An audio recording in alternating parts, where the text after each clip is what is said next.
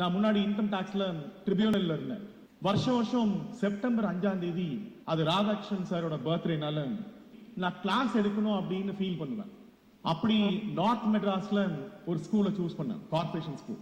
Principal என்ன பண்ணாங்க, உங்களுக்கு ஒரு கிளாஸ் ரூம் கொடுக்குறேன் சார், நீங்க பேசுங்க அப்படின்னாங்க.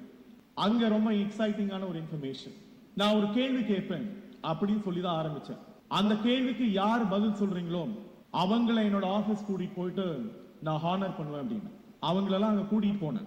என்னோட ஜுடிஷியல் மெம்பர் நான் அவர்கிட்ட ரிக்வெஸ்ட் பண்ணேன், சார் இங்க இருக்கிற யாராவது ஒரு ஸ்டூடெண்ட் சூஸ் பண்ணுங்க, அந்த ஸ்டூடெண்ட அந்த சீட்ல உட்கார வைக்கும். நீங்க ரெகுலரா உட்காருறீங்கல்ல, அந்த ஜுடிஷியல் சேர்ல 2 பேர் சேர்ல 2 பேரை உட்கார வைப்போம்.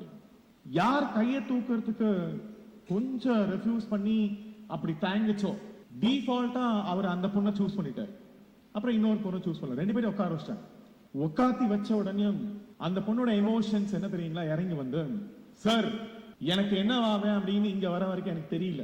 ஆனா அங்க உட்கார்ந்ததுக்கு அப்புறமா நான் ஃபீல் பண்ணேன், ஒரு நாள் நான் சுப்ரீம் கோர்ட்டோட ஜட்ஜா இருப்பேன்.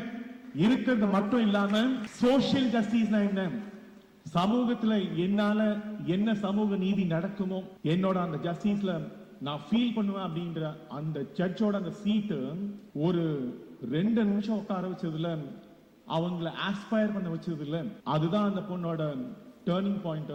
அதுல அந்த ஜர்னி ஸ்டார்டட்.